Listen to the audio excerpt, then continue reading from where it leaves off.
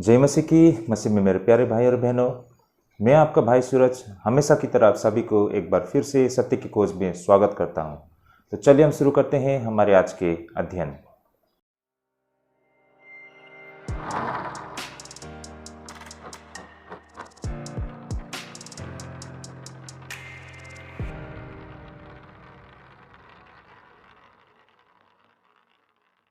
तो फिर से एक बार आप सभी को स्वागत है हमारे सत्य की खोज में। तो भाई और बहनों, हमारा जो आज का बाइबल अध्ययन करने का रहेगा वो प्रेरित का काम 6 अध्याय 8 से लेके 15 पद तक। काफ़ी रोचक विषय रहेगा भाई और बहनों, अंत तक बने रहिएगा। और आज कुल मिलाकर हमारा 2 विषय रहेगा। हमारा जो आज का पहला विषय रहेगा वो इस तरह रहेगा, यहूदी उन पहले 7 डिक्कनों में से एक स्तिफनुस को क्यों गिरफ्तार करते हैं। भाई और बहनों, मैं एक बार फिर से कहना चाहूँगा, यहूदी उन पहले 7 डिक्कनों में से एक स्तिफनुस को क्यों गिरफ्तार करते हैं। आप सभी को याद होगा इससे पहले की जो हमारी बाइबल अध्ययन थी, उस अध्ययन में हमने देखा था कि किस तरह जब प्रारंभिक कलीसिया में, शुरुआती दौर की कलीसिया में, अर्ली चर्च में जब विश्वासियों के बीच में वाद विवाद होती है ना, हम देख सकते हैं कि उस कलीसिया में आमतौर पर 2 प्रकार के लोग होते थे, जो विदेशी यहूदी विश्वासी और या फिर यरूशलेम और फलस्तीन के जो यहूदी विश्वासी। इस तरह के 2 अलग अलग तरीके के लोगों के बीच के द्वारा बना हुआ एक कलीसिया थी उस समय की कलीसिया।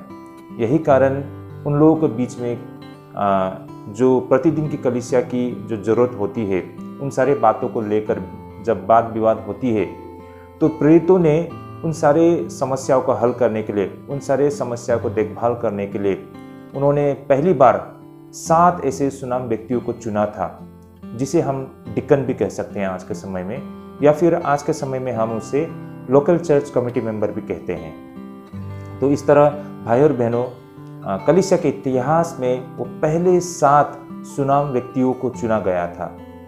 अब आज का जो हमारा अध्ययन रहेगा भाई और बहनों, यह अध्ययन उन्हीं 7 में से एक था जो जिसका नाम स्तिफनुस या फिर स्टेफन कहा जाता है। तो उस डिकन यानी कि वो एक स्तिफनुस को यहूदी क्यों गिरफ्तार करते हैं, क्या कारण था उन 7 सुनाम व्यक्तियों में से एक स्तिफनुस को यहूदी गिरफ्तार करते हैं, इसके पीछे कारण क्या था, इन सारे बातों को हम समझने के लिए आज ये अध्ययन को करते हैं। तो ये हमारा आज का पहला विषय रहेगा भाई और बहनों। और आज का हमारा दूसरा विषय 7 अध्याय, प्रेरित के काम 7 अध्याय 54 से लेके 60 पद तक रहेगा। और हमारा आज का जो दूसरा विषय रहेगा वो इस प्रकार रहेगा, वो पहला मसीह शहीद कौन था। भाई और बहनों, कलीसिया के इतिहास में वो पहला ईसाई विश्वासी जो शहीद हो गया था वो कौन था। तो ये 2 काफ़ी रोचक विषय हैं भाई और बहनों, अंत तक बने रहिएगा।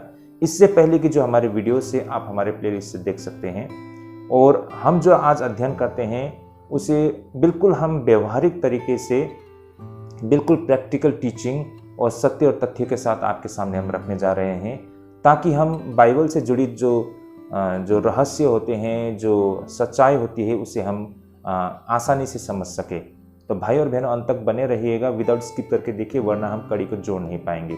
और अब तक आप में से किसी ने सब्सक्राइब नहीं किया है हमारे चैनल को, तो ज़रूर सब्सक्राइब करें, इसे शेयर भी करें, ताकि बहुत लोगों तक पहुंच सके और आपको सही समय पर नोटिफिकेशन मिल सके। तो चलिए भाई और बहनों, हम शुरू करते हैं हमारे आज के अध्ययन को।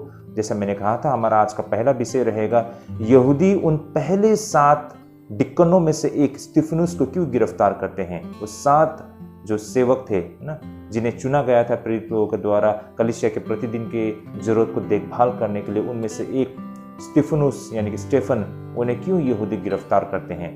पहले इस विषय को हम समझ लेंगे, उसके बाद हमारे आज के दूसरे विषय के साथ हम जाएंगे। तो चलिए सबसे पहले इस विषय से संबंधित जो हमारा वचन है उसे हम पढ़ते हैं। तो हमारा वचन रहेगा, जैसे मैंने कहा, प्रेरित का काम 6 अध्याय 8 पद से लेके 15 पद तक। आइए हम इसे पढ़ना शुरू करते हैं। तो यहाँ पर इस प्रकार लिखा है,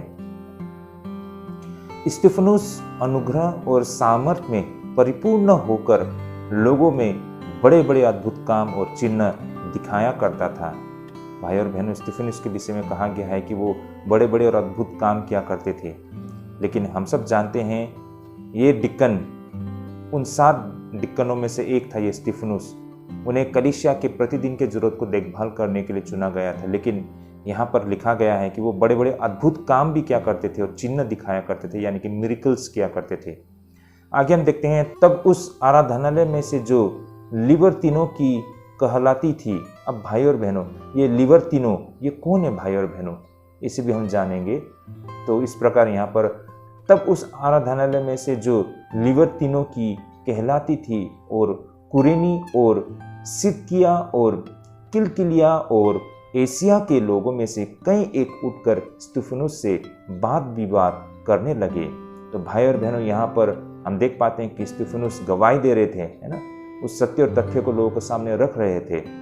तो इसी बात पर अलग अलग जगह से आए हुए यहूदी मत के लोग, है ना, स्तिफनुस के साथ वाद विवाद कर रहे हैं।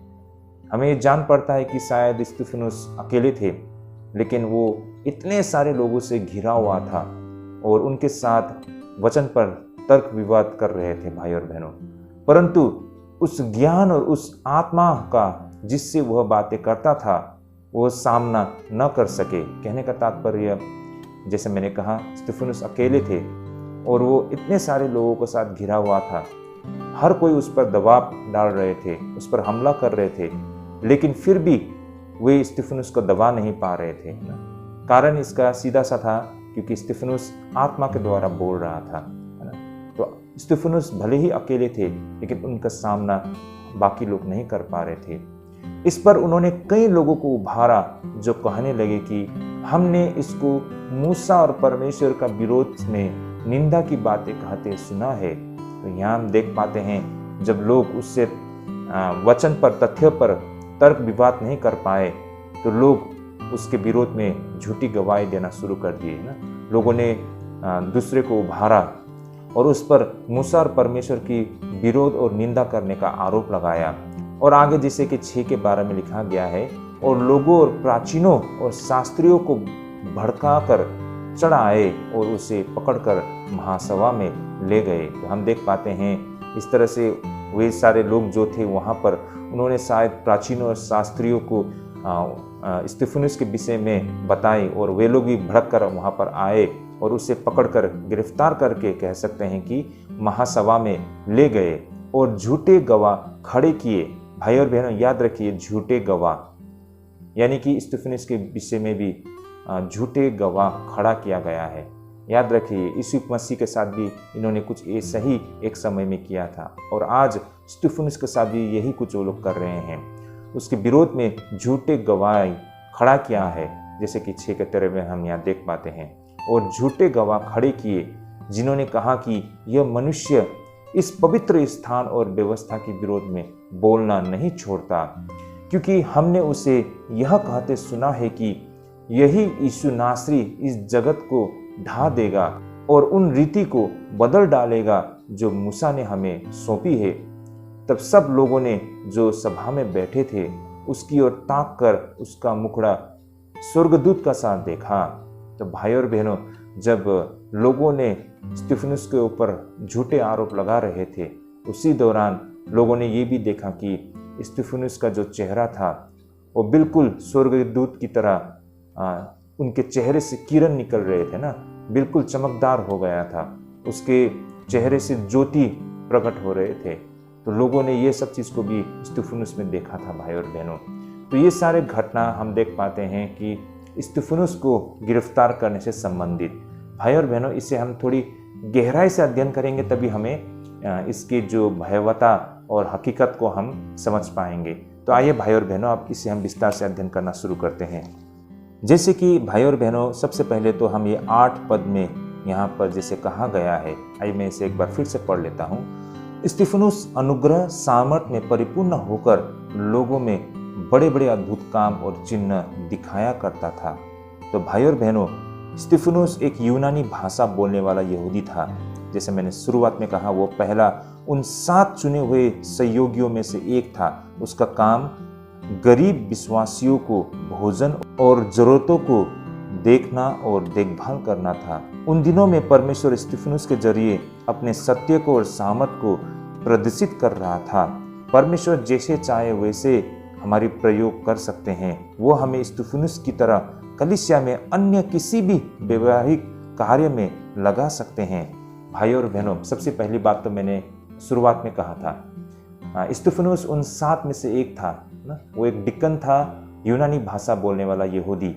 भाई और बहनों, उन्हें इसलिए चुना गया था कि कलीसिया में कुछ गड़बड़ी चल रहा था, उनमें वाद विवाद हो रहा था ना, मतभेद था। उसे हल करने के लिए, उनके प्रतिदिन की जरूरत को पूरा करने के लिए प्रेरितों ने विशेष करके 7 सुनाम व्यक्तियों को चुना था, क्योंकि प्रेरितों के लिए ये संभव नहीं था कि इन सारी चीज़ों को देखभाल कर सके, क्योंकि प्रेरितों का पूरा ध्यान सुसमाचार प्रचार करने में और गवाही देने में रहता था। यही कारण उन्होंने 7 ऐसे सुनाम व्यक्तियों को चुना था। लेकिन अब हम यहाँ पर क्या देख पाते हैं कि स्तिफनुस भी अद्भुत काम और चिन्ह दिखाते हुए हमको दिखाई पड़ते हैं। तो भाई और बहनों, ये एक बहुत ही सुंदर बातें हैं। परमेश्वर अपने दास को किसी भी तरीके से प्रयोग कर सकता है। भाइयों बहनों, हो सकता है उस व्यक्ति को कलीसिया के प्रतिदिन के देखभाल के लिए चुना गया था, लेकिन वो भी उन प्रेरितों की तरह जरूरत पड़ने पर अद्भुत काम और चिन्ह दिखा रहे थे। तो जब प्रभु को इस्तेमाल करना होता है तो वो किसी भी प्रकार से, किसी के जरिए भी वो कर सकता है, अगर वो व्यक्ति योग्य व्यक्ति हो, है ना। अगर वो व्यक्ति परमेश्वर के प्रति समर्पित और आज्ञाकारी व्यक्ति हो तो परमेश्वर उसे जरूर प्रयोग में लाते हैं। यही कुछ स्तिफनुस के साथ भी होते हुए हमको दिखाई पड़ते हैं ना, क्योंकि देखा जाए तो उसे कलीसिया के प्रतिदिन की जरूरत को देखभाल करने के लिए चुना गया था, लेकिन परमेश्वर उनके द्वारा अद्भुत और चिन्ह दिखा रहे थे। ये बातें हमको यहाँ पर सबसे पहले समझना होगा।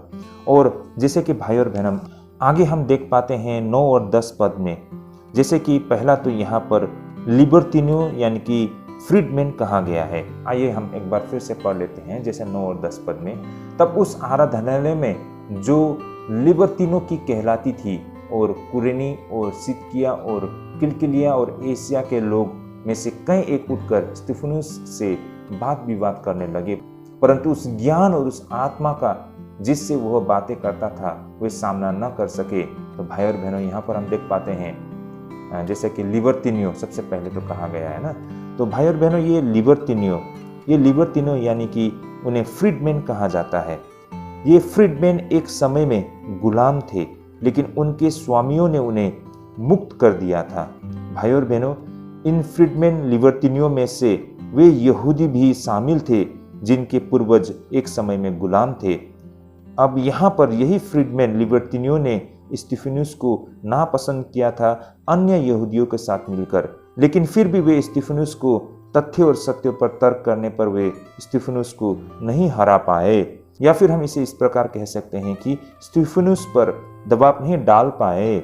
यह इसलिए था क्योंकि स्तिफनुस का संदेश पवित्र आत्मा की ओर से आया हुआ था। आप सभी को याद हो, एक बार प्रभु यीशु मसीह ने कहा था कि वह अपने चेलों को वचन और ज्ञान देगी, और एक बार प्रभु यीशु मसीह ने यह भी कहा था कि उनके वे विरोधी उनके खिलाफ बहस नहीं कर पाएंगे। लूका रचित सुसमाचार 21 अध्याय 15 पद में इन बातों को दर्ज किया गया। आइए मैं इसे एक बार आप सभी के लिए पढ़ना चाहूंगा, जैसा यहाँ लिखा है, क्योंकि मैं तुम्हें ऐसा बोल और बुद्धि दूंगा कि तुम्हारे सब विरोधी सामना या खंडन न कर सकेंगे। तो भाई और बहनों, यही कारण है जब हम पवित्र आत्मा से भरिपूर्ण होते हैं तो हम भाई और बहनों जीवित गवाही दे पाते हैं। वो जो गवाही होती है वो हमारी समझ और बुद्धि से नहीं होता है, बल्कि पवित्र आत्मा हमारे द्वारा बोलते हैं, है ना। हमें वो बोलने की साहस देते हैं, है ना। वो हमें समझ देते हैं, वो शब्द प्रभु हमें देते हैं। तो यही बात यहाँ पर प्रभु यीशु मसीह बोलते हैं ना, क्योंकि मैं तुम्हें ऐसा बोल और बुद्धि दूंगा कि तुम्हारे सब विरोधी सामना या खंडन न कर सकेंगे। अब यही चीज़ हम स्तिफनुस में पूरा होते हुए देख पाते हैं। इनफैक्ट आज तक हमने बहुत सारे लोगों में ये सारे बातें, इन वचनों को पूरा होते हुए हमने देख पाया है। बिल्कुल साधारण व्यक्ति है, लेकिन जब वो बोलना शुरू करते हैं तो अच्छे से अच्छे लोग उनके सामने खड़े नहीं हो पाते हैं, है ना। भाई और बहनों, बहुत समय पर हम में से ऐसे लोग होते हैं जो गवाही दे नहीं पाते हैं, है ना। या फिर जब हम पर अन्य विश्वासी लोग दबाव डालते हैं तो उसका उत्तर सही तरीके से कैसे देना होता है हमें समझ में नहीं आते हैं। यही कारण कुछ लोग भड़क जाते हैं या फिर उटपटांग हरकत करते हैं। इससे क्या हो जाता है कि हमारा पक्ष ढीला पड़ जाता है ना, हम कमजोर पड़ जाते हैं। लेकिन जब हम पवित्र आत्मा से अगुवाई होते हैं तो हम सही उत्तर दे पाते हैं। तो यही है भाई और बहनों, हम विश्वासियों को अन्य विश्वासियों की तरह बड़बड़ाना नहीं चाहिए, है ना। हमें अपने संतुलन नहीं खोना चाहिए, बल्कि हमें बिल्कुल व्यवहारिक तरीके से सटीक उत्तर देना हमें देना होता है। और ये तभी संभव हो सकता है जब हमें पवित्र आत्मा वो बोल देती है ना, वो बुद्धि देती है भाई और बहनों, जैसा यहाँ पर यीशु मसीह ने एक समय में कहा था। और वही चीज़ हम आज स्टीफेन में भी देख पाते हैं भाई और बहनों। आज बहुत सारे लोग हम देखते हैं ना, जैसे मैंने कहा कि वो सामना नहीं कर पाते हैं, वो डरते हैं, है ना, उनसे वो शब्द नहीं निकलता है। उदाहरण के लिए मैं बोलता हूँ, बहुत समय पर लोग बोलते हैं कि तुम लोग यहाँ पर क्यों यीशु मसीह के विषय में प्रचार करते हो ना, ऐसा क्यों करते हो, तुम्हें किसने इसे यह अधिकार दिया है कि तुम लोग यहाँ पर यीशु मसीह के विषय में प्रचार करें। तो भाई और बहनों, हमारा उत्तर क्या होना चाहिए? हमारा उत्तर ये होना चाहिए कि संविधान ने हमको ये प्रोविज़न दिया है ना, संविधान ने हमको ये अधिकार दिया है कि हम अपने आस्था को, हमारे विश्वास को हम दूसरों को बता सके, है ना। हमें ये संविधान ने अधिकार दिया है कि हम यीशु मसीह के विषय में प्रचार कर सके। तो भाई और बहनों, ये तथ्य के साथ बोलना होता है ना। अगर आपकी इस बात को कोई नकारता है तो वो गलत होगा भाई और बहनों, क्योंकि इस देश में संविधान से कोई बड़ा नहीं है, और उसी संविधान ने आप और हम सभी को अपने अपने विश्वास को प्रचार करने का हमें अधिकार दिया हुआ है। तो भाई और बहनों, जब कोई हमसे ये पूछता है कि किस अधिकार से तुम यहाँ पर प्रचार कर रहे हो, तो हमारे साथ उसका ये उत्तर होना चाहिए कि संविधान ने हमको ये अधिकार दिया है कि हम अपनी आस्था को लोगों के सामने प्रचार करें। और इसी प्रकार बहुत सारे लोग ये इल्ज़ाम लगाते हैं कि तुम लोग विदेशी धर्म का प्रचार कर रहे हो। तो उस समय हमें किस तरह से सटीक उत्तर देना होता है? भाई और बहनों, अगर हम पवित्र आत्मा से भरीपूर्ण हो तो हमारे पास उसका उत्तर होता है। भाई और बहनों, उस व्यक्ति को किस तरह उत्तर देना होता है, परमेश्वर ठीक समय में हमारे द्वारा बोलते हैं। भाई और बहनों, अगर पूछते हैं कोई ना, ये हम पर इल्ज़ाम लगाते हैं कि क्यों तुम विदेशी धर्म को प्रचार करते हो, तो भाई और बहनों, हमें ये उत्तर देना होता है कि धर्म कोई भी विदेशी और स्वदेशी नहीं होता है ना। परमेश्वर परमेश्वर होता है, वो किसी भी देश का एक परमेश्वर नहीं होता है ना। जिस तरह सूर्य सारे देश के लिए होता है ना, उसी तरह परमेश्वर भी सारे देश के लिए होता है। जिस तरह स्वर्ग एक ही है, नरक एक ही है, उसी तरह परमेश्वर भी एक ही है। कोई भी परमेश्वर देशी और विदेशी नहीं होता है। यह हमको बोलना आना चाहिए। लोग बोलते हैं कि तुम लोग धर्म परिवर्तन करते हो। भाई और बहनों, हमारे पास ये उत्तर होना चाहिए कि हम किसी का धर्म परिवर्तन नहीं करता है। धर्म तो हमारे पास है भाई और बहनों। धर्म किसे कहते हैं? धर्म बोलने का मतलब है दूसरों की सेवा करना, है ना। तो धर्म तो हमारे पास है। धर्म परिवर्तन का मतलब क्या है? धर्म परिवर्तन का मतलब होना है कि नास्तिक होना, धर्म को छोड़कर नास्तिक होना, उसे धर्म परिवर्तन कहता है। भाई और बहनों, हमने धर्म परिवर्तन नहीं किया है। धर्म हमारे पास ही है, लेकिन हमारे आस्था परिवर्तन हो गया है ना। धर्म हमारे पास वही धर्म है, हमने किसी धर्म को नहीं छोड़ा है, लेकिन धर्म हमारे पास है, हमने अपनी आस्था को बदला है। पहले हमारी आस्था मूर्ति पूजा पर था, लेकिन अब हमने ये समझ प्राप्त की है कि ये मूर्ति पूजा में वो सत्य नहीं है, बल्कि इस मूर्ति को बनाने वाला जो रचयिता, जो सृष्टिकर्ता, वही सच्चा परमेश्वर है, और हम उस पर आस्था रखते हैं। तो हमारा धर्म वही है, लेकिन हमारा आस्था बदल गया है।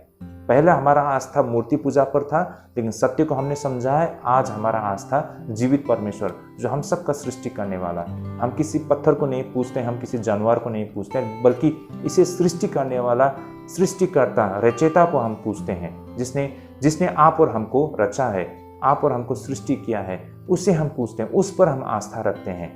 तो हमारा धर्म बदली नहीं हुआ है, हमारे पास हमारा धर्म वही है, लेकिन हमारी आस्था बदल गई है। तो हम किस चीज पर आस्था रखें, ये हमारा मर्जी है ना, ये आपका मर्जी है। आप नहीं तय कर सकते हो कि मुझे किस पर आस्था रखनी है। तो भाई और बहनों, इस तरह से जवाब देना, उत्तर देना, ये तभी हो सकता है जब पवित्र आत्मा हमारे द्वारा बोलते हैं, है ना। जब सचमुच में हम ऐसे लोगों का सामना करता है, और जब वो हम पर हमला करते हैं, तो उन्हें किस तरह उत्तर देना है, ये परमेश्वर पवित्र आत्मा हमारे द्वारा बोलते हैं। लेकिन वो उसी व्यक्ति के द्वारा बोलते हैं जिन्होंने अपने जीवन को परमेश्वर के सामने समर्पण किया है ना, जिन्होंने अपने जीवन को परमेश्वर के सामने समर्पण किया है, जो परमेश्वर के प्रति आज्ञाकारी है, जो परमेश्वर में आस्था और विश्वास रखता है ना, भरोसा रखता है, परमेश्वर ऐसे व्यक्तियों को प्रयोग करता है ना, और ऐसे व्यक्ति कभी भी शर्मिंदा नहीं होते हैं। ये परमेश्वर ने वादा किया है भाई और बहनों। और स्टेफनुस भी वैसे ही एक व्यक्ति था। यही कारण वो अकेले थे, लेकिन उसको चारों ओर से घेरे हुए थे लोग, लेकिन फिर भी वो डट के उनका जवाब दे पा रहे थे। लोग उनसे तर्क नहीं कर पा रहे थे। ऐसा माहौल वहां उस समय बन चुका था भाई और बहनों। लेकिन जैसा कि अब हम 11 पद में देख सकते हैं कि स्टेफनुस के विरोधी उसे अपने ही तर्कों से पराजित न कर सके, इसलिए उन्होंने झूठ बोलने के लिए कुछ लोगों को भरमाया। भाई और बहनों, यहाँ पर 11 पद में हम देख पाते हैं। आइए मैं इसे पढ़ता हूँ।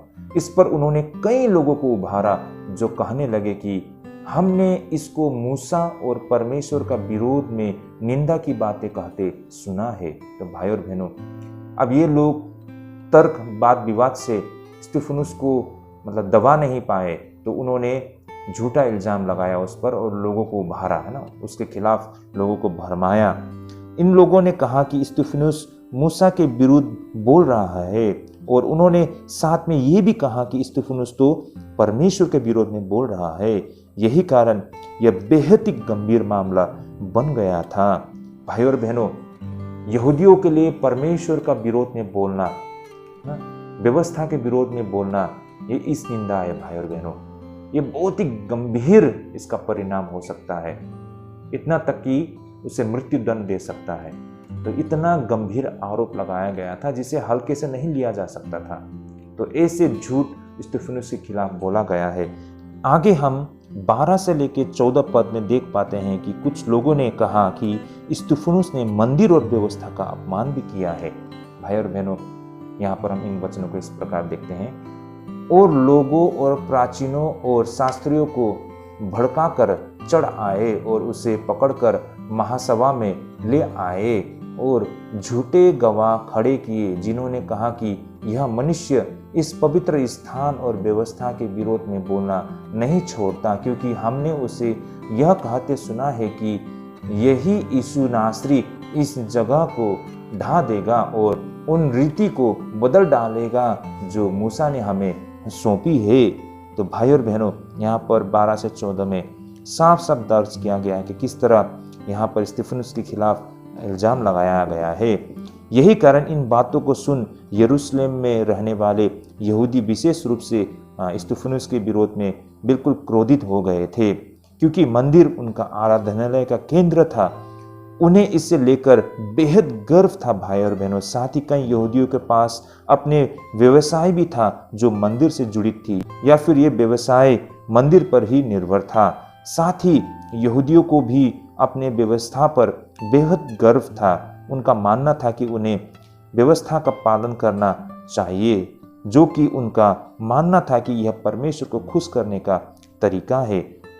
तो भाई और बहनों, मंदिर और व्यवस्था को लेकर कितनी गंभीर थे ये यहूदी लोग। अब उन्हें इस तरह से स्टेफनुस के ऊपर झूठा इल्जाम लगाया गया और इस बात को लेकर वो बहुत ही नाराज थे, है ना, क्योंकि देखिए मंदिर सिर्फ उन लोगों के लिए एक मंदिर नहीं था, बल्कि एक रुपया पैसा कमाने का, धन कमाने का एक साधन भी था, क्योंकि मंदिर के नाम पर वहाँ पर बहुत सारा बिजनेस चल रहा था, है ना। तो ओबियसली मंदिर से उनको बहुत लगाव था ना, बहुत इंटरेस्ट था, है ना, उनका अपना पर्सनल एजेंडा था वहाँ पर।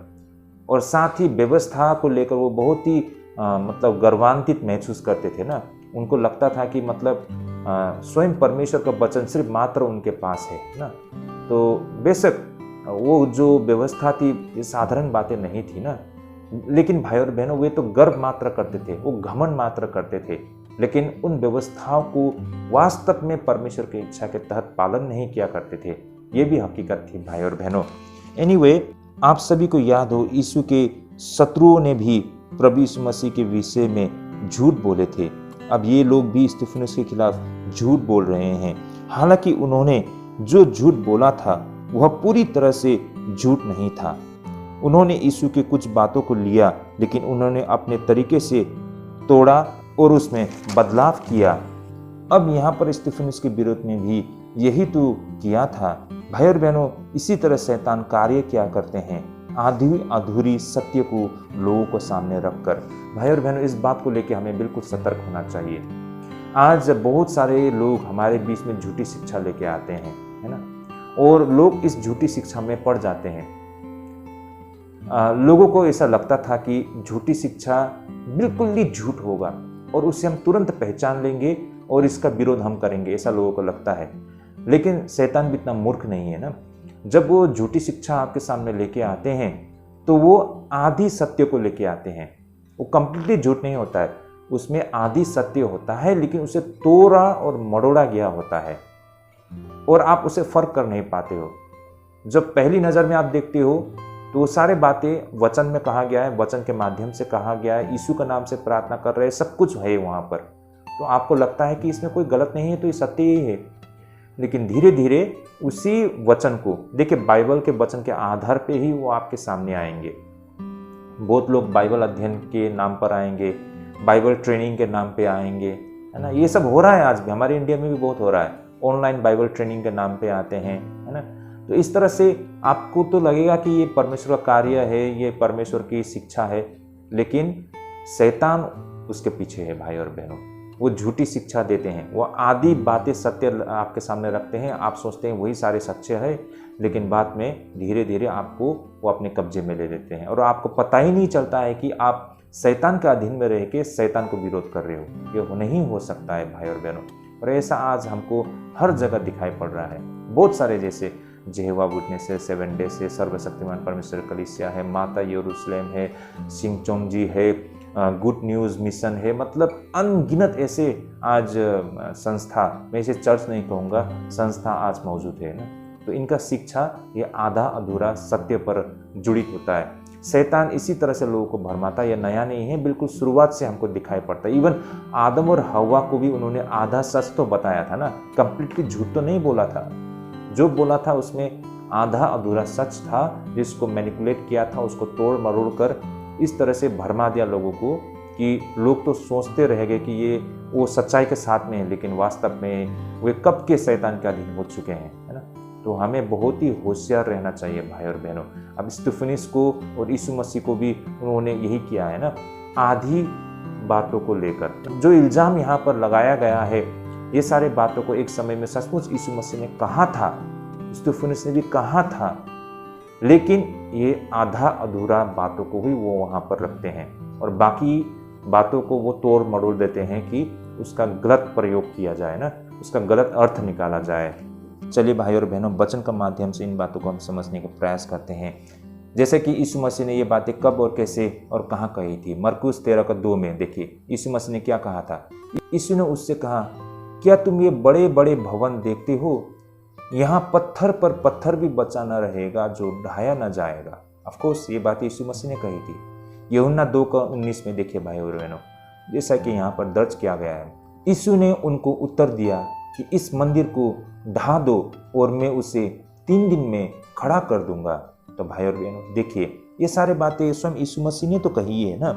अब उन्हीं बातों को लेकर यीशु पर इल्जाम लगाया गया था। वो सबूत चाहते थे। वास्तव में यीशु अपने देह के विषय में बता रहे थे। उसका देह एक मंदिर था भाई और बहनों। अब यहाँ पर स्टीफनुस ने भी यीशु के शब्दों को ही दोहराया है, जैसे कि हम 13 से लेके 14 पद में हम देख पाते हैं ना। आइए फिर से एक बार इसे हम पढ़ लेते हैं, जैसा यहाँ लिखा है।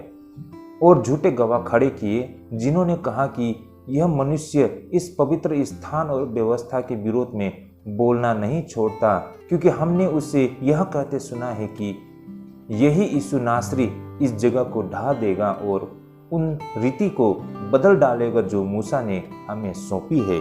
तो भाई और बहनों, हम सब जानते हैं यीशु मसीह ने वास्तव में ये बातें किस संदर्भ में कहा था ना। यीशु मसीह ने वास्तव में अपने देह के विषय में कहा था, क्योंकि यीशु मसीह का देह वो मंदिर था और 3 दिन बाद में ना वो फिर से जीवित हो गया था। तो यही बातों को यहाँ पर कहा गया है कि उस मंदिर को खड़ा किया जाएगा। तो जैसे कि यीशु मसीह ने कहा था ना, इस मंदिर को ढा दो और मैं उसे 3 दिन में खड़ा कर दूंगा। तो भाई और बहनों, ये 3 दिन में खड़ा करने का मतलब उस देह से संबंधित था ना।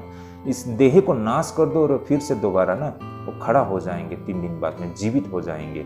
तो भाई और बहनों ये बातें पूरी होती हुई हमको बाद में दिखाई पड़ती है। तो इस तरह से यीशु मसीह ने अपनी देह के विषय में कहा था, क्योंकि वो देह मंदिर था, वो मंदिर नहीं जो उनकी आंखों को सामने दिखाई दे रहा था भाई और बहनों। तो लोगों ने यीशु मसीह की बातों को तो लिया, लेकिन उसे गलत तरीके से प्रयोग किया ना। तो इस तरह भाई और बहनों, लोगों ने अपने हाथों से यहूदी मंदिर को बनाया था, लेकिन प्रभु यीशु के देह धारण से यीशु अब वह मंदिर से भी बड़ा हो चुका है। अब उस मंदिर में परमेश्वर नहीं रहा करता है, क्योंकि परमेश्वर स्वयं यीशु के रूप लेकर लोगों के बीच में आ चुका था। जैसे कि मत्ती 12:6 में इन बातों को दर्ज किया गया है।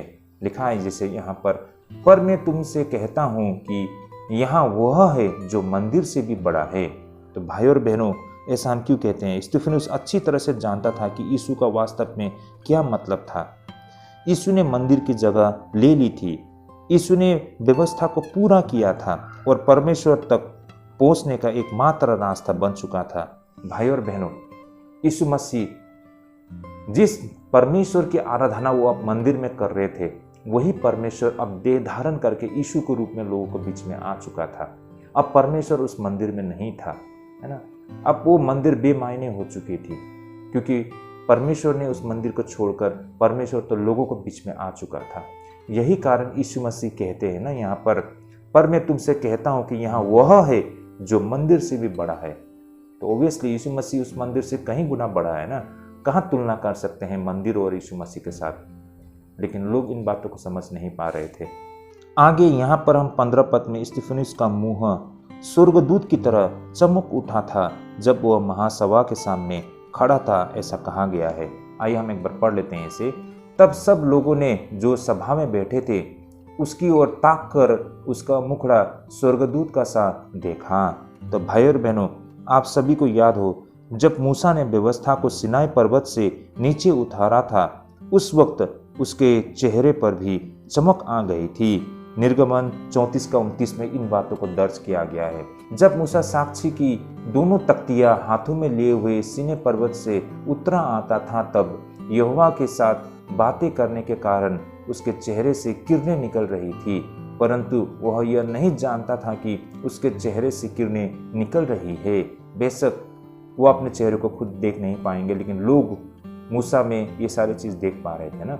उसका चेहरा बहुत ज्योति सा, मतलब उज्जवल हो गया था ना, उसके चेहरे से किरण निकल रहे थे, ऐसा कहा गया है। तो भाई और बहनों, कहने का तात्पर्य स्तिफनुस और मूसा दोनों के चेहरे चमक उठे थे। इससे पता चलता है कि परमेश्वर ने उन्हें मंजूरी दे दी थी। तो भाई और बहनों, हम इसे इस तरह ले सकते हैं कि क्यों स्तिफनुस का चेहरा स्वर्गदूत की तरह चमक उठा था ना, मतलब उज्जवल हो गए थे। इसका कारण ये था भाई और बहनों कि परमेश्वर उसे सहमति दे रहे थे ना। परमेश्वर ये दिखा रहे थे कि ये जन मेरी ओर से है, ये मेरा व्यक्ति है ना, ये मेरा जन है।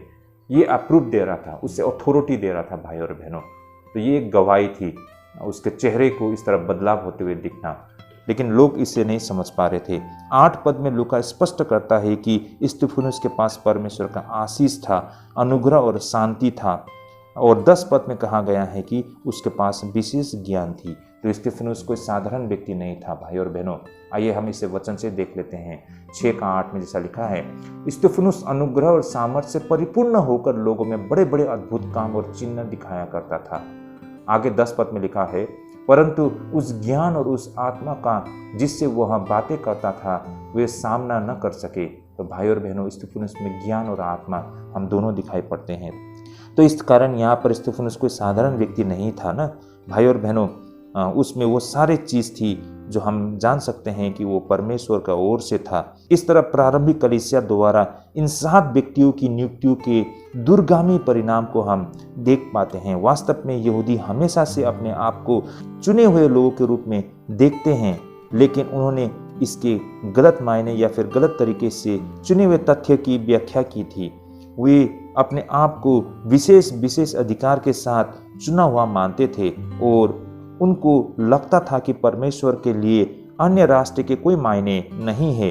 तो भाई और बहनों, वास्तव में भाई और बहनों, होता ये है कि ये जो यहूदी थे वे अपने आप को हमेशा चुना हुआ लोग के रूप में देखते थे। अब चुने हुए लोग हमने कई बार सुने हैं ना, यहूदी लोग चुने हुए जाति है। लेकिन भाई और बहनों, इसकी जो मायने हैं उन्होंने इसकी गलत व्याख्या की थी, उनकी समझ गलत थी। भाई और बहनों, उनका तो ये मानना था कि परमेश्वर ने उन्हें विशेष अधिकार के साथ उन्हें चुना है ना, और उन लोगों को लगता था कि पर उनका परमेश्वर मात्र उनका है ना, परमेश्वर मात्र उनका है और परमेश्वर किसी अन्य देश से कोई उनका रिश्ता नहीं रखता है। भाई और बहनों, उनका तो यह भी मानना था कि अन्य जातियों को नरक की आग के लिए ईंधन के रूप में बनाया गया है। सोचिए उनकी समझ कितनी मतलब निचले स्तर की सोच थी ना।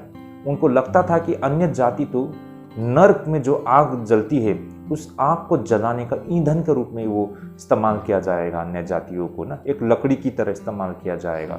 उनका ये भी मानना था कि आने वाला समय में ये सारे अन्य जाति यहूदी जाति का सेवा करेंगे ना, उनके अधीन में रहेंगे, उनकी दास बन के रहेंगे।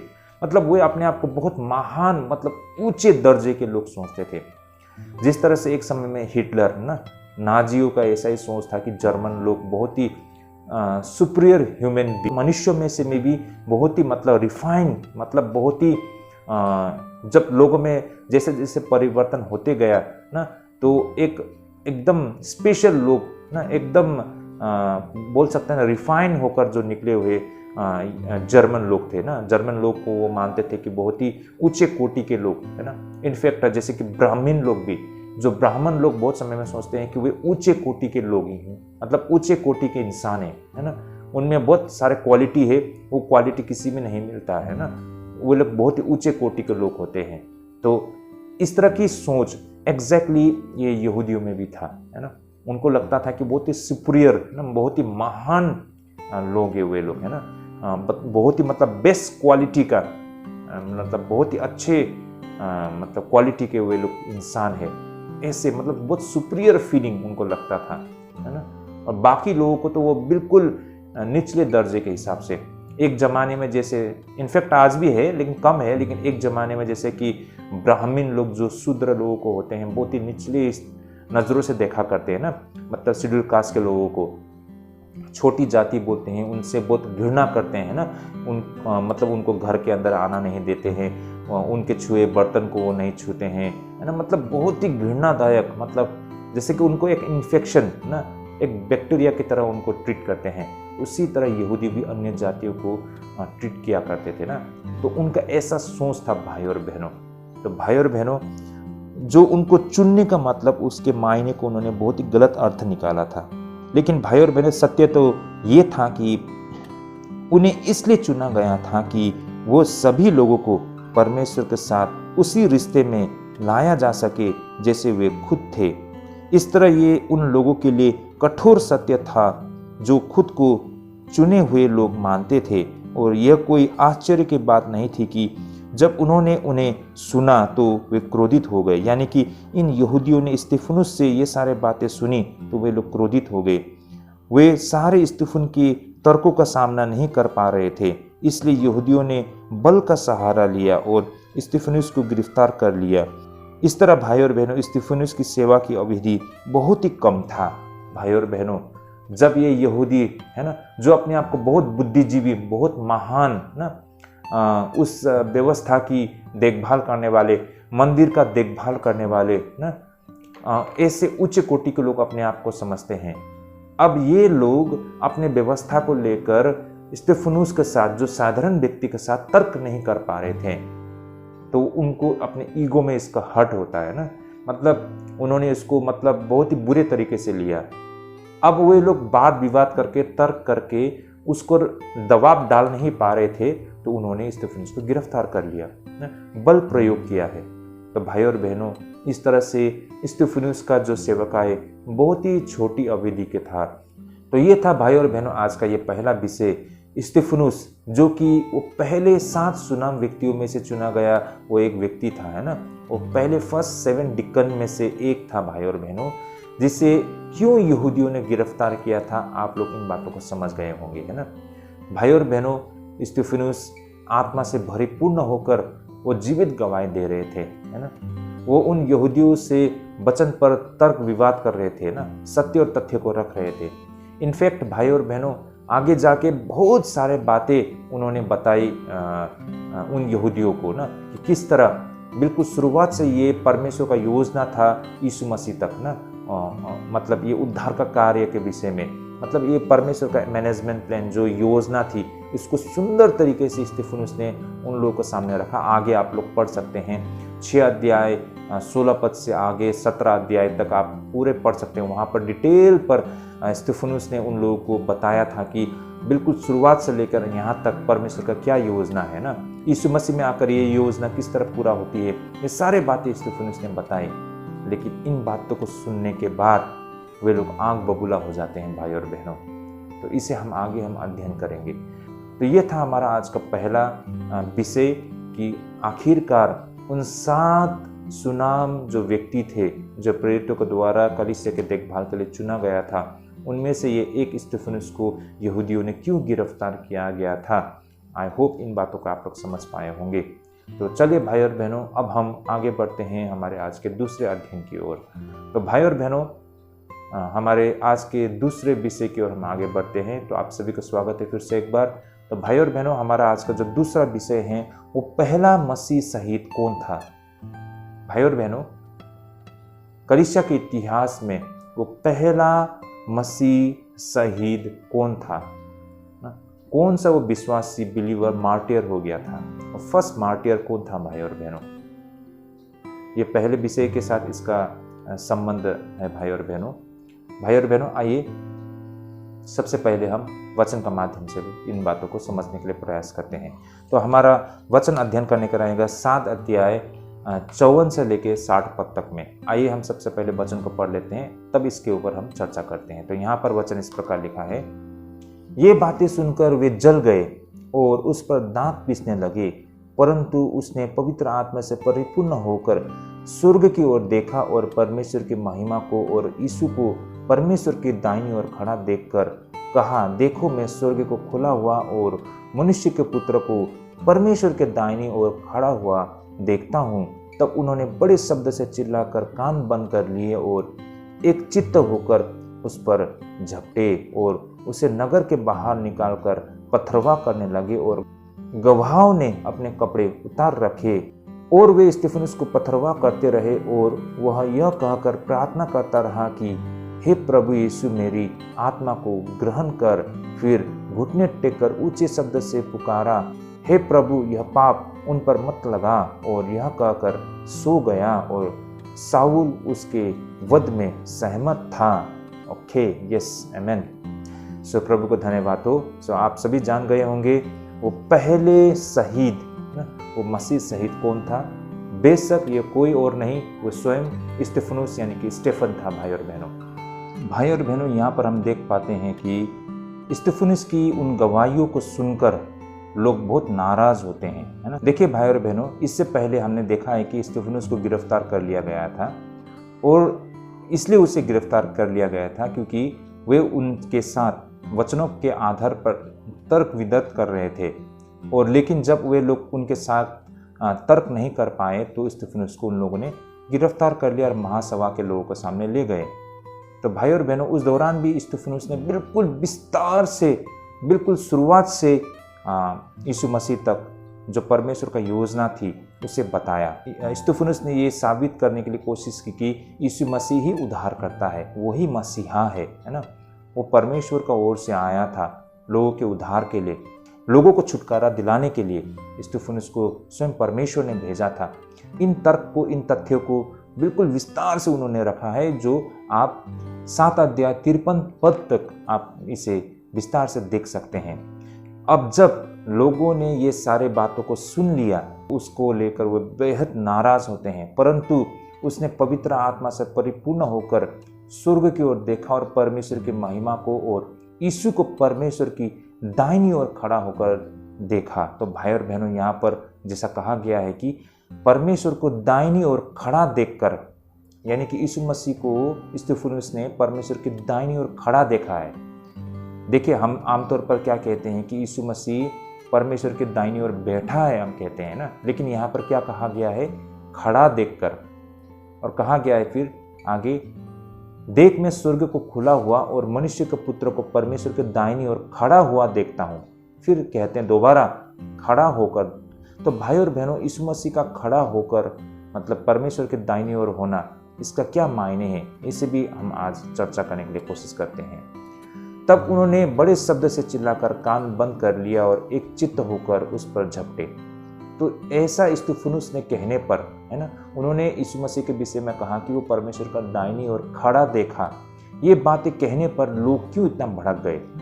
जैसे कि यहाँ वर्ष 57 में कहा गया है ना, लोगों ने जो ये बातें स्तिफनुस से सुनी तो वे चिल्लाकर अपने कान बंद कर दिए, ऐसा कहा गया है, और एक चित्त होकर उस पर झपटे और उसे नगर के बाहर निकालकर पथराव करने लगे और गवाहों ने अपने कपड़े उतार रखे। याद रखिए ये गवाहों को भाई और बहनों, वहाँ जो स्तिफनुस के विरोध में जिन्होंने गवाही दी थी, ये गवाहों, इनके विषय में याद रखिए, मैं बाद में बताऊंगा। और वे स्तिफनुस को पथरवा करते रहे और वह यह कहकर प्रार्थना करता रहा कि हे प्रभु यीशु, मेरी आत्मा को ग्रहण कर। भाई और बहनों, ये बिल्कुल उसी तरह है जिस तरह प्रभु यीशु मसीह ने भी एक समय में प्रार्थना किया था। फिर कहा गया है कि घुटने टेक कर ऊंचे शब्द से पुकारा और हे प्रभु, यह पाप उन पर मत लगा, और यह कहकर सो गया, यानी कि स्तिफनुस मर गया और साउल उसके वध में सहमत था। अब ये साउल कौन है, आप सभी जानते होंगे, इस पर भी हम आगे चर्चा करेंगे। चलिए भाई और बहनों, इस पर हम थोड़ी गहराई से अध्ययन करना शुरू करते हैं। यहाँ पर स्तिफनुस के संग महासभा के लोग अति क्रोधित होते हुए हमको दिखाई पड़ती है। स्तिफनुस के लेकर उनमें बहुत अधिक घृणा दिखाई पड़ती है। उनके चेहरे पर यह घृणा साफ साफ दिखाई पड़ती थी। लेकिन स्तिफनुस पवित्र आत्मा से परिपूर्ण था और फिर उसने अपना मुंह स्वर्ग की ओर कर लिया। उसने एक अद्भुत दर्शन देखा और उसने उन लोगों को उस दर्शन का वर्णन भी किया। अब आगे हम 56 पद में जो देख पाते हैं वह मनुष्य के पुत्र से संबंधित था। भाई और बहनों, आइए हम इसे वचन से इसे समझने के लिए कोशिश करते हैं। ऐसा यहाँ लिखा है, देखो मैं स्वर्ग को खुला हुआ और मनुष्य के पुत्र को, जैसे यहाँ पर कहा गया, मनुष्य के पुत्र को परमेश्वर के दाहिनी ओर खड़ा हुआ देखता हूँ। भाई और बहनों, ये मनुष्य के पुत्र एक विशेष नाम था जिसे यीशु ने अपने लिए प्रयोग किया था। इसके कई मायने थे भाई और बहनों, जैसे कि मरकुस 14 अध्याय 61 और 62 पद में हम देख पाते हैं। यहाँ लिखा है, परंतु वह मौन साथे रहा और कुछ उत्तर न दिया। महायाजक ने उससे फिर पूछा, क्या तू उस परम धन्य का पुत्र मसीह है? यीशु ने कहा, हाँ मैं हूँ, और तुम मनुष्य के पुत्र को सर्वशक्तिमान के दाहिनी ओर बैठे और आकाश के बादलों के साथ आते देखोगे। तो भाई और बहनों, यहाँ पर यीशु ने महायाजक के प्रश्न का उत्तर देने के लिए इसका उपयोग किया था। उस वक्त महायाजक ने उससे पूछा कि क्या वह परमेश्वर का पुत्र मसीहा है? यीशु ने उस वक्त कहा था, मैं हूँ। फिर उसने कहा, तुम सब मनुष्य के पुत्र को देखोगे, वह सर्वशक्तिमान परमेश्वर का दाहिनी ओर बैठा होगा। भाई और बहनों, यहाँ पर सर्वशक्तिमान का अर्थ है सब कुछ का परमेश्वर या फिर पूरी तरह से शक्तिशाली। उसी तरह दानियल के पुस्तक में मनुष्य के पुत्र के समान व्यक्ति का वर्णन भी किया गया है। दानियल 7 का 13 और 14 पद में। भाई और बहनों, आइए हम इसे भी पढ़ कर देखते हैं। मैंने रात में स्वप्न देखा और देखो मनुष्य के संतान सा कोई आकाश के बादलों समेत आ रहा था और वह उस अति प्राचीन के पास पहुंचा और उसको वे उसके समीप लाए। तब उसको ऐसी प्रभुता, महिमा और राज्य दिया गया कि देश देश के और जाति जाति के लोग और भिन्न भिन्न भाषा बोलने वाले सब उसके अधीन हो। उसकी प्रभुता सदा तक अटल और उसका राज्य अविनाशी ठहरा। तो भाई और बहनों, यहाँ पर हम इन बातों को दानियल में भी बिल्कुल साफ साफ देख पाते हैं। तो इस तरह स्तिफनुस के दर्शन ने दिखाया कि यीशु के अपने विषय में कहे शब्द बिल्कुल सत्य थे। यीशु परमेश्वर की दाहिनी ओर था, लेकिन जब स्तिफनुस ने यीशु को देखा तो यीशु बिल्कुल खड़ा दिखाई देता है। जैसे मैंने पहले भी कहा था, हमने बार बार ये चीज़ को देखा है कि यीशु मसीह परमेश्वर के दाहिनी ओर बैठा है, लेकिन यहाँ पर खड़ा होते हुए हमको दिखाई पड़ती है ना। तो इसका क्या मायने हैं? आइए हम फिर से एक बार इन बातों को 7 का 55 और 56 पद में देखते हैं ना। स्तिफनुस क्या बोलते हैं अपने दर्शन में? परंतु उसने पवित्र आत्मा से परिपूर्ण होकर स्वर्ग की ओर देखा और परमेश्वर की महिमा को और यीशु को परमेश्वर की दाहिनी ओर खड़ा देखकर और कहा, देखो मैं स्वर्ग को खुला हुआ और मनुष्य के पुत्र को परमेश्वर के दाहिनी ओर खड़ा हुआ देखता हूँ। देखिए भाई और बहनों, यहाँ पर बोलते हैं कि खड़ा होकर ना, खड़ा देखता हूँ। तो मतलब यीशु मसीह परमेश्वर के दाहिनी ओर खड़ा है। ऐसा क्यों है? देखिए कुछ छात्रों का कहना है, थियोलॉजियंस ना, कुछ थियोलॉजियंस का ये मानना है कि ऐसा इसलिए था क्योंकि यीशु मसीह यहूदियों को एक और मौका देना चाहते थे ताकि उसके मसीहासन पर बैठने से पहले ही वे उसे अपना राजा स्वीकार कर सके। कुछ लोगों का ऐसा मानना है ना, मतलब परमेश्वर अब भी यहूदियों को अवसर दे रहे हैं कि वो अपने आप को समर्पण करे, है ना, स्वीकार करे, इसलिए वो खड़ा है। लेकिन भाई और बहनों, कुछ लोगों का ये भी कहना है कि यीशु मसीह स्तिफनुस का स्वागत करने के लिए खड़ा हुआ था। ऐसा इसलिए था क्योंकि स्तिफनुस जल्द ही स्वर्ग में होगा, क्योंकि अब स्तिफनुस का समय आ चुका था, अब उसे लोग हत्या करने जा रहे थे ना, तो यही कारण स्तिफनुस की स्वागत में यीशु मसीह खड़ा था। कुछ ऐसा लोगों का कहना है। या फिर शायद यीशु खड़ा इसलिए था क्योंकि वह स्तिफनुस की बातों से सहमत था और यही कारण यीशु मसीह खड़ा होकर ये चीज़ को दिखा रहा था कि वह उससे सहमत है। तो भाई और बहनों, इस तरह से यीशु मसीह क्यों खड़े थे, है ना, परमेश्वर के दाहिनी ओर क्यों खड़े थे? खड़े होते हुए स्तिफनुस को दर्शन दिख रही थी। इसके बहुत सारे मायने लोगों ने निकाला है, लेकिन इसमें से कौन सा हकीकत है?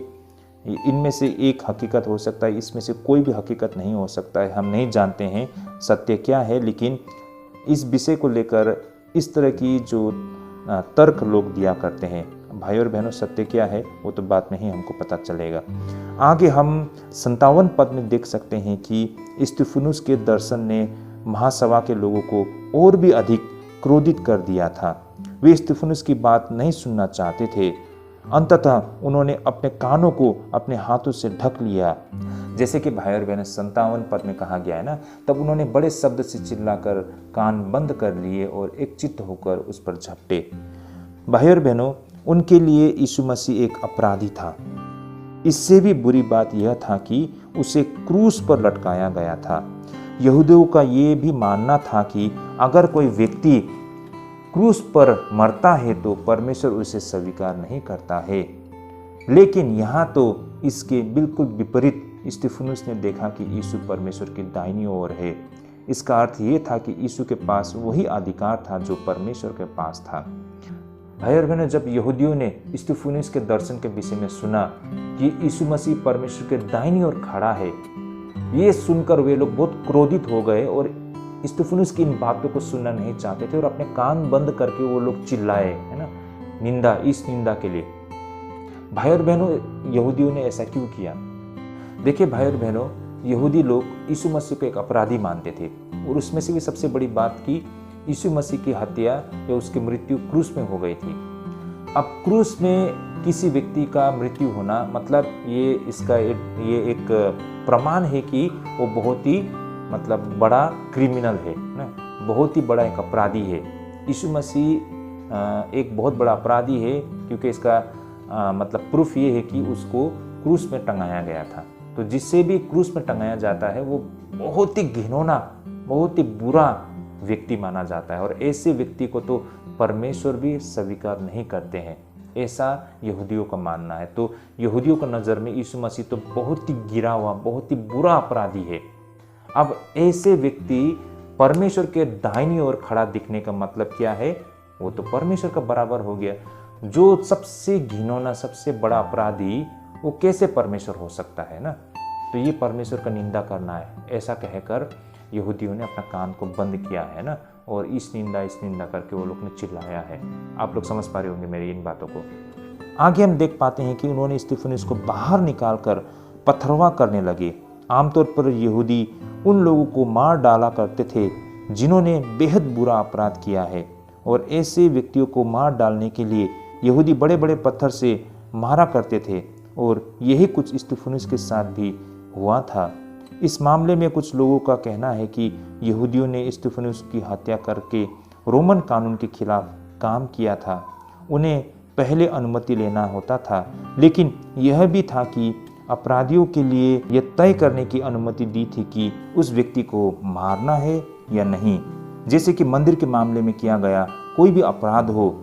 अब यहाँ पर हम देख पाते हैं कि इसी को आधार बनाते हुए स्तिफनुस की हत्या की गई थी। इसका कारण ये था कि स्तिफनुस ने मंदिर के विषय में बोला था, क्योंकि अगर ऐसा नहीं होता तो गवाहों का उल्लेख नहीं किया होता, जैसे कि यहाँ पर 58 पद में कहा गया है। भाई और बहनों, मैंने आप सभी को कहा था ना कि इन गवाहों को याद रखिए, जैसे कि यहाँ पर लिखा है 58 पद में, और उसे नगर के बाहर निकालकर पथरवा करने लगे और गवाहों ने अपने कपड़े उतार रखे।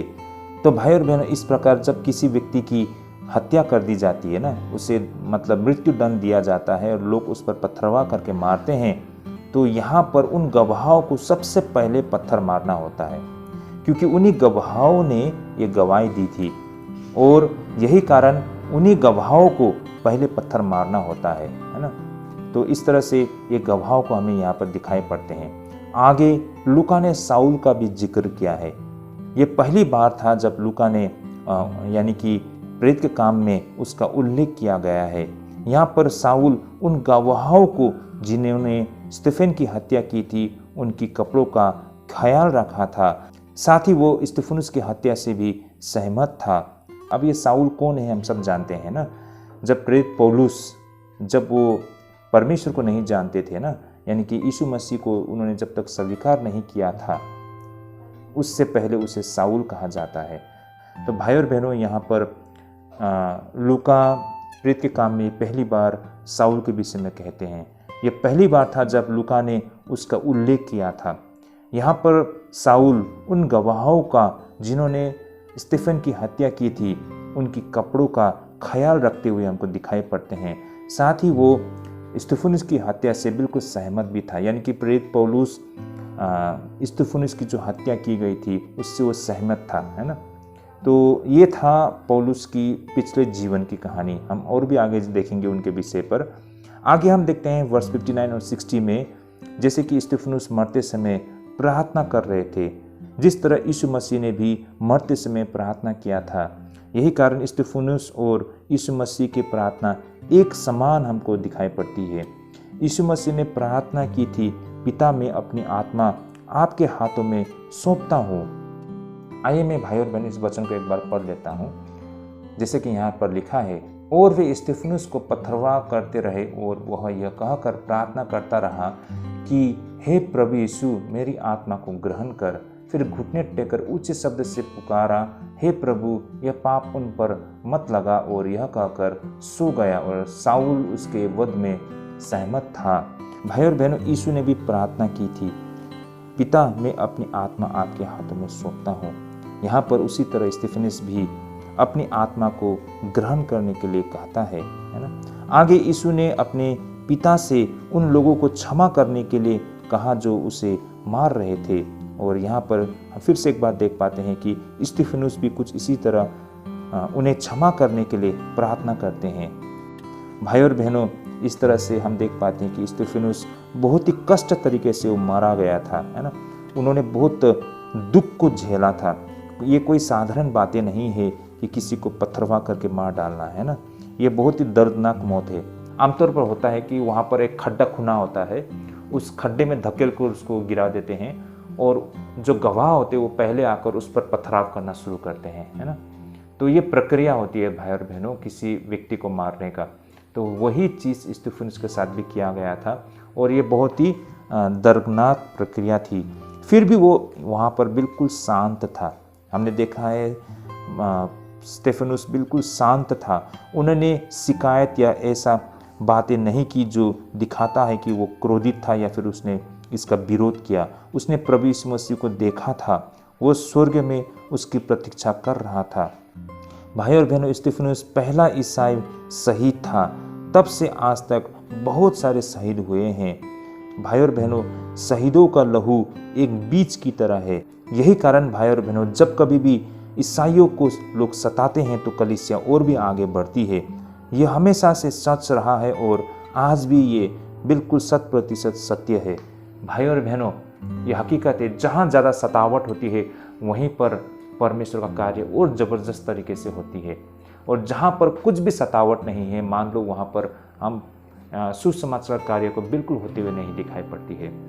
देखिए, ऐसा माना जाता है कि जब ईसाइयों की हत्या की जाती है तो उसका लहू बहकर जमीन में चली जाती है ना, तो वो लहू जिस जमीन में पड़ता है उस जमीन से फिर भी आगे जाके उसी की तरह और भी बहुत सारे ऐसे प्रभु के जन लोग निकल के आते हैं। यही कारण ये एक बीज है।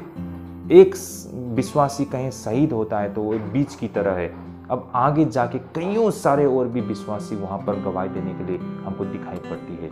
तो जितना लोग विश्वासी को दबाने के लिए कोशिश करेंगे उतना ही ज़्यादा गवाही भी हमको दिखाई पड़ेगी, है ना। तो कभी कभार लोग कहा करते हैं ना कि सतावट होना बहुत ज़रूरी है, और बात सही है भाई और बहनों। जब सतावट होती है तो लोगों में, विश्वासियों के बीच में एकता आती है ना, और विश्वासियों में आत्मिक जागृति होती है ना, और सचमुच वहाँ पर कार्य होते हुए हमको दिखाई पड़ती है। तो ये हकीकत है। इस तरह भाई और बहनों, यहाँ से हम कुछ चीज़ें स्टीफन के विषय में जान सकते हैं। पहला तो उसकी हिम्मत की स्रोत को हम देख सकते हैं। लोगों ने उसके साथ जो भी किया था उससे बढ़कर प्रभु यीशु मसीह स्वागत करते हुए प्रतीक्षा कर रहे थे। भाई और बहनों, पहले तो यहाँ पर हम देख पाते हैं कि स्तिफनुस के ऊपर इतनी बड़ी अत्याचार की गई है ना, फिर भी वो बिल्कुल शांत रहा, है ना। उनको ये सामर्थ, उनको ये ताकत कहाँ से मिली भाई और बहनों? क्योंकि उसको ये ताकत और सामर्थ उसको यीशु मसीह से मिली। उन्होंने यीशु मसीह को देखा था, है ना, उसे सच्चाई पता था। वो जानते थे इस जीवन के बाद और एक जीवन है ना। स्वर्ग में यीशु मसीह उसका स्वागत कर रहे थे, इसलिए इस दुनिया में उसको कितना भी कष्ट सहना पड़े ना, उसका कोई कीमत नहीं है जो उसे आगे जाके मिलने वाला है। इसलिए भाई और बहनों, ये ताकत उसको यीशु मसीह से मिली थी।